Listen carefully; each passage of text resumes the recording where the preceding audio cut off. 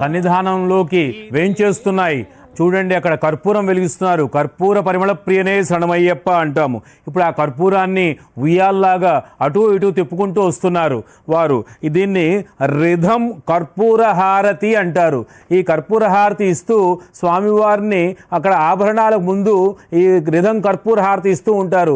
వీళ్ళందరూ గొడుగులు పట్టుకొచ్చారు. చక్కగా వాళ్ళందరి మెడలో చామంతి పూలతో అలంకారం చేసుకుని వచ్చారు. కాగడాలతో జ్యోతులు తీసుకుని వస్తూ ఉన్నారు. స్వామివారి ఆలయంలోకి ఆభరణాలు వస్తున్నాయన్న సంకేతం అన్నమాట. వస్తున్నాయి ఇవన్నీ చూడండి. వాళ్ళందరూ కూడా చక్కగా వెళ్తున్నారు. ఆ రిధం కర్పూర హారతిని పట్టుకున్నారు. సన్నాయి వాయిద్యాలతో వస్తున్నారు, ఛత్రాలతో వస్తున్నారు, గొడుగులతో వస్తున్నారు. వాళ్ళు సన్నిధానంలోకి ముందడుగులు వేస్తూ ఉన్నారు. అక్కడికి వాళ్ళందరూ కూడా దారి ఇస్తున్నారు, దారిమ్మని అడుగుతున్నారు. ఈ కర్పూరం చూడండి ఎంత దేదీప్యమానంగా వెళ్తుందో. ఓం కర్పూర పరిమళ ప్రియనే శరణమయ్యప్ప. ఆనంద కర్పూర నీరాజనాలను ఇస్తున్నారు, ఉయ్యాల్లా తిప్పుతున్నారు. అదొక వేడుక, అద్భుతమైన వేడుక. పూర్వకాలం కాగడాలతో వచ్చేవారు. ఇప్పుడు అక్కడ ఇంకా చీకటి పడకపోయినా కూడా ఆ సాంప్రదాయాన్ని పాటిస్తూ ఆ కాగడాలతో ఆ జ్యోతుల్ని పట్టుకుని వస్తున్నారు. కాగడ జ్యోతులు ముందుకు తీసుకొస్తూ ఉన్నారు. తీసుకొచ్చి ఆలయంలోకి ప్రవేశిస్తూ ఉన్నారు.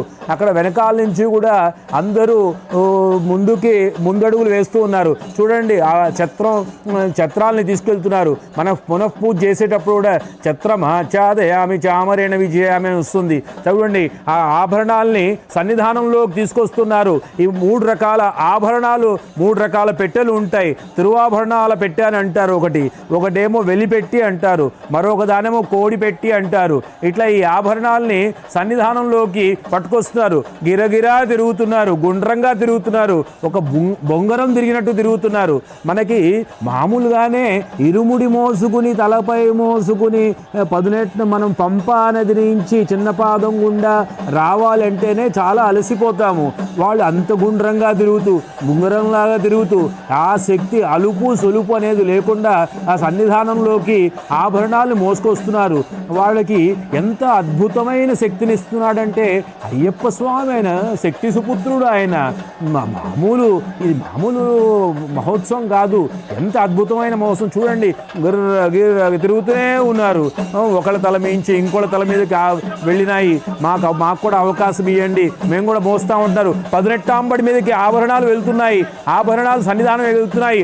18 ఆభరణాలు వెళ్తున్నప్పుడు మనం 18 స్వామివారికి 1వ శ్రీ మెట్టు శరణ పున్నయ్యప్ప, 2వ శ్రీ మెట్టు శరణ పున్నయ్యప్ప, 3వ శ్రీ మెట్టు శరణ పున్నయ్యప్ప, 4వ శ్రీ మెట్టు శరణ పున్నయ్యప్ప, 5వ శ్రీ మెట్టు శరణ పున్నయ్యప్ప, 6వ శ్రీ మెట్టు శరణ పున్నయ్యప్ప, 7వ శ్రీ మెట్టు శరణ పున్నయ్యప్ప, 8వ శ్రీ మెట్టు శరణ పున్నయ్యప్ప, 9వ శ్రీ మెట్టు శరణ పున్నయ్యప్ప, 10వ శ్రీ మెట్టు శరణ పున్నయ్యప్ప, 11వ శ్రీ